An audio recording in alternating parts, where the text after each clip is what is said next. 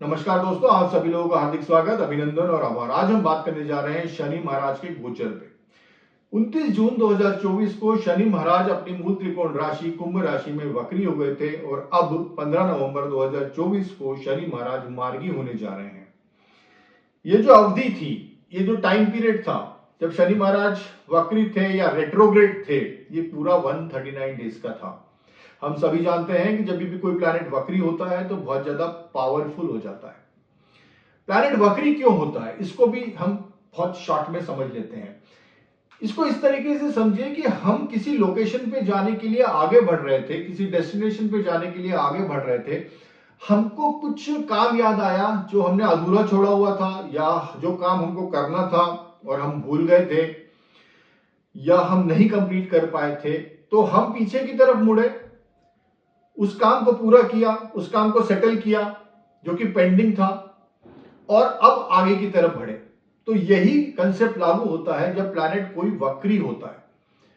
कुछ काम जो पेंडिंग थे, शनि महाराज आपकी कुंडली में जहां पे गोचर कर रहे हैं वर्तमान में, जिन भाव पे दृष्टि है शनि महाराज की, उस भाव से रिलेटेड जो काम पेंडिंग थे वो शनि महाराज ने पूरे किए और अब वो 15 नवंबर 2024 को मार्गी होने जा रहे हैं। तो ये होता है कंसेप्ट जब कोई प्लैनेट वक्री होता है। कन्या राशि की बात करें तो शनिदेव का जो गोचर है वो उनके षष्टम भाव से होने जा रहा है। षष्टम भाव से शनिदेव का गोचर, वैसे तो ये एक अच्छा गोचर माना जाता है, क्योंकि ये इनकी तीसरी दृष्टि अष्टम भाव पे होती है, सप्तम दृष्टि इनकी द्वादश भाव पे होती है और दशम दृष्टि जो होती है इनकी तृतीय भाव पे होती है। तो शनिदेव की दृष्टि अष्टम भाव पे और द्वादश भाव पे होना ये शुभ माना जाता है। वो इसलिए माना जाता है क्योंकि जो एट्थ हाउस के जो नेगेटिव रिजल्ट्स है, 12th हाउस के जो नेगेटिव रिजल्ट्स है, उसमें कमी आती है। बट अगर कन्या राशि की बात की जाए तो अष्टम राशि जो आती है वो मेष राशि आती है, मंगल ग्रह की राशि आती है, मंगल देव की राशि आती है। द्वादश राशि की बात की जाए कन्या राशि वालों के लिए तो वो सूर्य देव की राशि आती है। और अगर तृतीय भाव की बात की जाए जहां की उनकी दशम दृष्टि पड़ रही है, वो वहां पे वृश्चिक राशि आती है। तो ये जो शनि देव की जहां दृष्टि पड़ रही है षष्टम भाव में विराजमान होकर, ये दो मंगल की राशि आ रही है और एक सूर्य देव की राशि आ रही है जो कि उनके शत्रु हैं। तो कन्या राशि वालों के लिए जो अभी तक सिचुएशन थी वो अच्छी नहीं थी, कहीं ना कहीं प्रॉब्लम्स थे। प्रॉब्लम्स कहाँ कहाँ थे जिसमें कि हम चेंज होने जा रहा है, पॉजिटिव चेंज होने जा रहा है और राहत भरा चेंज होने जा रहा है। वो ये है कि सबसे पहले हेल्थ रिलेटेड इश्यूज, क्योंकि शनि महाराज षष्टम भाव में विराजमान हैं। हेल्थ रिलेटेड इश्यूज रहे होंगे ये जब शनि महाराज वक्री थे, और शनि महाराज आपके षष्टम भाव में 17 जनवरी 2023 से विराजमान है, मतलब पिछले 20 महीने से ही विराजमान है। तो पिछले 20 महीने का period health related issues, court कचहरी के केसेस, लोन रिलेटेड परेशानी, कंपटीशन में अच्छा परफॉर्मेंस नहीं देना या कॉम्पिटिटिव एग्जाम्स में अच्छा परफॉर्मेंस नहीं देना, तो ये बहुत बड़ा एक मेजर ये क्षेत्र था जहां की हमको कंफर्ट लेवल नहीं था। हेल्थ में परेशानियां, कोर्ट के cases, loan related problems, bank related problems और कंपटीशन, ये जो फील्ड था। जॉब में भी हो सकता है कि यहाँ प्रॉब्लम हो, क्योंकि षष्टम भाव से हम जॉब भी देखते हैं, करियर भी देखते हैं, नौकरी भी देखते हैं। तो यहाँ पे परेशानियां थी। क्योंकि इनकी दृष्टि तीसरी दृष्टि अष्टम भाव पे पड़ रही है, तो मानसिक त्रास, शारीरिक त्रास, आर्थिक त्रास, अचानक होने वाली घटनाओं पे अष्टम भाव से हम देखते हैं तो यहाँ पे भी प्रॉब्लम्स हो सकते हैं। क्योंकि वैसे तो दृष्टि अष्टम भाव पे ठीक मानी जाती है, बट चूंकि वो शत्रु राशि है तो प्रॉब्लम्स हो सकता है। मंगल देव की पोजीशन आपकी कुंडली में कहां है ये देखना बहुत जरूरी है, क्योंकि अष्टम भाव के जो स्वामी है वो मंगल है। अगर मंगल देव की पोजीशन आपकी कुंडली में अच्छी है तो हो सकता है कि फिर जो मैं रिजल्ट्स इतने बोल रहा हूं इस तरीके के अष्टम भाव के रिलेटेड वो ना हो। द्वादश भाव की बात की जाए तो वहां पे सिंह राशि आती है, सूर्य देव की राशि आती है। सूर्य और शनि देव एक दूसरे को अपनी सप्तम दृष्टि से देख रहे हैं, तो बहुत ज्यादा एक्सपेंसेस हुए होंगे हेल्थ रिलेटेड इश्यूज को लेके, और खर्चों पे कोई कंट्रोल नहीं रहा होगा।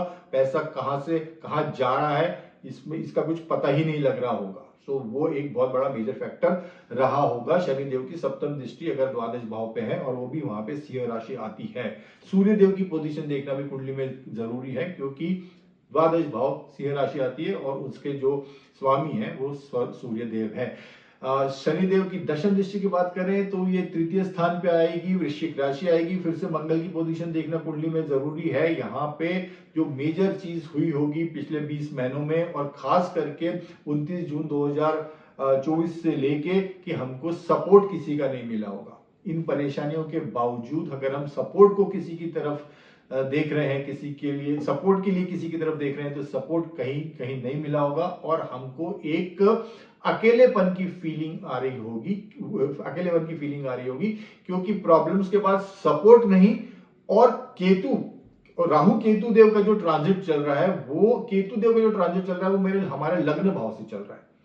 तो वो जो फीलिंग दे रहा है इन सब प्रॉब्लम्स के साथ एक डिटैचमेंट की फीलिंग दे रहा है, एक किसी चीज में मन ना लगना या मन ना होना, या एक विरक्ति टाइप की फीलिंग, विरक्त टाइप की फीलिंग कि क्या रखा है, हर चीज में कोई मतलब नहीं है। वो जो एक फीलिंग होती है नेगेटिव सी, जिसमें कि होप नहीं दिखती, उमंग नहीं दिखती, उल्लास नहीं दिखता, उस टाइप की फीलिंग कन्या राशि वालों को इस दौरान आ रही होगी। ये तो अभी तक की सिचुएशन है। क्या अच्छा होने जा रहा है? शनि देव मार्गी होने जा रहे हैं 15 नवंबर से 2024 से, और 29 मार्च 2025 को शनि देव आपके षष्टम स्थान से सप्तम स्थान में आ जाएंगे।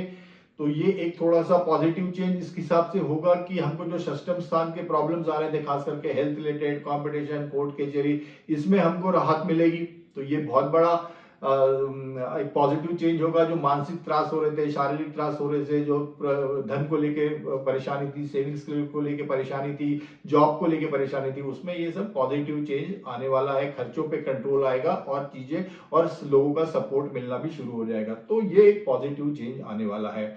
वैसे भी अगर कन्या राशि की बात करें तो मैंने जैसे बताया कि अभी केतु लग्न में है, तो वो एक थोड़ा सा डिटैचमेंट की फीलिंग देते हैं।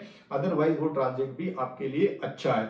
और आने वाले समय की कन्या राशि के लिए बहुत बेटर पीरियड है कंपेयर टू दिस पीरियड। क्यों? क्योंकि अभी गुरुदेव जो का ट्रांजिट है, अभी गुरुदेव का जो ट्रांजिट है आपके लिए शुभ चल रहा है। तो चीजें संभली हुई हैं। अभी जो चीजें संभली हुई हैं वो गुरुदेव नवम भाव में गोचर कर रहे हैं। भले ही वो अभी वक्री चल रहे हैं, मतलब जैसे आज हम बात कर रहे हैं तो वो आज की तारीख में वक्री है। वो 9 अक्टूबर 2024 से वक्री हो गए हैं, जो कि 4 फरवरी 2025 तक वक्री रहेंगे नवम भाव में। बट फिर भी नवम भाव में है और वक्री होने के कारण थोड़ी सी परेशानियां आ रही होंगी, बट उनकी दृष्टि अभी फेवरेबल चल रही है। वो नवम भाव में विराजमान है, उनका उस भाव के कारक हैं। उनकी जो पंचम दृष्टि वो आपके लग्न भाव पे आ रही है, आपके पुरुषार्थ के भाव पे आ रही है, और आपके संतान के स्थान पे आ रही है, क्रिएटिविटी के स्थान पे आ रही है, लर्निंग के स्थान पे आ रही है। और मुख्यतः गुरुदेव की दृष्टि लग्न पे आने से क्या हो रहा है कि आप में वो कॉन्फिडेंस बना हुआ है। मतलब आप जितने नेगेटिव में जा सकते थे उतने नेगेटिव में नहीं हो, वो गुरुदेव की दृष्टि के कारण है। और आगे की भी बात करें, अगले 2-2.5 साल की बात करें, तो ये गुरुदेव के जो ट्रांजिट है ये अभी नवम में है, मई 25 से लेके जून 26 तक ये आपके दशम में होगा, और फिर 26 से 27 तक जुलाई तक ये आपके एकादश भाव में होगा। तो 24 महीने और ये जो बचे हुए 6 महीने, मतलब आगे के जो 30 महीने गुरुदेव के गोचर के हिसाब से आपके लिए शुभ है। So that is a relief, बहुत बड़ा रिलीफ है वो। राहु देव भी अब मई में आपके षष्टम भाव पे आ जाएंगे। अभी सप्तम भाव में है, वहां पे वो प्रॉब्लम कर रहे थे मैरिज रिलेटेड इश्यूज को लेके, बिजनेस पार्टनर के साथ इश्यूज को लेके। उनके केतु लग्न में, राहु देव सप्तम में, तो इसके अपने अलग रिजल्ट्स रहे होंगे स्वतः को लेके और अपने पार्टनर को लेके, चाहे फिर वो बिजनेस पार्टनर हो या लाइफ पार्टनर हो। और डिपेंडिंग अपॉन कि राहु देव और केतु देव की पोजीशन आपकी कुंडली में कैसे, उसके हिसाब से वो रिजल्ट्स रहे होंगे। बट मई में गुरुदेव का भी गोचर चेंज हो रहा है, और 14 मई को गुरुदेव का गोचर चेंज हो रहा है जैसे मैंने बताया, और 18 मई को राहु देव का भी गोचर चेंज हो रहा है। राहु देव सप्तम भाव से षष्टम भाव में आ जाएंगे। तो षष्टम भाव में आने से ये जो कंपटीशन के रिलेटेड परेशानियां थी, या लोग हमें शत्रु बढ़ रहे थे, या हम पे लोग हावी हो रहे थे, उसमें हमको रिलीफ मिलेगी, प्रोवाइडेड कि ये ग्रह आपकी लग्न कुंडली में जन्म के समय अच्छे होने चाहिए। तो अगर जनरलाइज बात करें, नेट बात करें, तो अभी का पीरियड टफ था, बिकॉज शनि महाराज षष्टम में गोचर कर रहे थे। उनकी जो दृष्टि थी वो शत्रु राशि आपकी थी, इसलिए मेन प्रॉब्लम था। और अभी शनि जब वक्री हो गए तो ये प्रॉब्लम बहुत ज्यादा एक्यूट हो गया, बहुत ज्यादा इंटेंसिफाइड हो गया, बट अब 15 नवंबर के बाद धीरे धीरे इन चीजों में चेंज आएगा। गुरु महाराज 4 फरवरी तक वक्री हैं, उनके बाद उनके भी आपको और पॉजिटिव रिजल्ट्स मिलने शुरू हो जाएंगे। प्लेसमेंट के हिसाब से ठीक है। आगे वाले 2, 2.5, 3 साल की जो हमने बात की वो भी गुरुदेव की दृष्टि के गोचर की हिसाब से अच्छे हैं, तो दैट इज पॉजिटिव चेंज। सो कहने का मतलब है कि शनि देव के जो षष्ठ भाव में गोचर के कारण जो परेशानियां थी उसमें एक स्टॉप लगेगा और एक अच्छा पीरियड आगे आएगा, बिकॉज गुरुदेव हमको सपोर्ट करने लगेंगे। कुंडली में, हमारी कुंडली में, कन्या राशि की कुंडली में बुध देव, शनि देव और शुक्र देव की पोजीशन देखना भी बहुत जरूरी है, बहुत जरूरी है। बिकॉज देखिए, कन्या राशि जो है वो पृथ्वी तत्व राशि है, पृथ्वी तत्व राशि है, और इनके जो स्वामी है वो बुध है, और इनका जो झुकाव होता है वो बिजनेस की तरफ ज्यादा होता है, क्योंकि वो बुध है, बिजनेस की तरफ ज्यादा होता है। बिजनेस में कैलकुलेशन, बिजनेस में एनालिसिस, बिजनेस में रिसर्च, इस तरीके का इनका नेचर होता है, जो बेसिक नेचर होता है कन्या राशि वालों का। तो इसके लिए बुध देव की पोजीशन कैसी है वो देखना बहुत जरूरी है, क्योंकि हमारे लग्नेश है। फिर शनि देव इन सब चीजों में एक गहराई देते हैं। शनि देव डीप में जाने के लिए हमको वो ज्ञान देते हैं, वो गहराई देते हैं, तो उनकी पोजीशन होना बहुत जरूरी है। और शुक्र देव चूंकि यह पृथ्वी तत्व राशि है, तो हमको जितने भी मटेरियलिस्टिक गेन है जीवन के वो तो चाहिए ही है, और शुक्रदेव यहाँ पे आके नीच के भी हो जाते हैं इस राशि में आके। तो ये सिचुएशन का आकलन करना भी जरूरी है कि इन ग्रहों की स्थिति कुंडली में कैसी है। राहु हमारे लिए फेवरेबल है, तो राहु जब सप्तम भाव में भी है तो भी हमको ठीक रिजल्ट दिए होंगे, क्योंकि राहु देव जो है वो बुध देव के मित्र हैं। तो राहु देव से उतना प्रॉब्लम नहीं है। बट हाँ, अगर हम बाकी ग्रहों की बात करें तो उनकी पोजीशन देखना बहुत जरूरी है, और वो कहाँ दृष्टि कौन से हाउस पे पड़ रही है, उसके स्वामी कौन है, उनकी पोजीशन कैसी है, ये देखना भी बहुत जरूरी है। तो उसके हिसाब से हम आकलन कर सकते हैं। बट हाँ, अगर कन्या राशि की बात की जाए तो डिफिकल्ट पीरियड था, बिकॉज शनि षष्टम में गोचर कर रहे थे, बहुत से त्रास थे, शारीरिक, मानसिक और आर्थिक त्रास थे, उससे हम अब अपने को राहत मिलने जा रही है। और गुरुदेव का गोचर पॉजिटिव होने जा रहा है, तो और राहु देव का गोचर भी पॉजिटिव होने जा रहा है। तो राहु देव पॉजिटिव होने जा रहे हैं, गुरुदेव का गोचर पॉजिटिव है, पॉजिटिव होने जा रहा है अगले 2, 2.5 साल।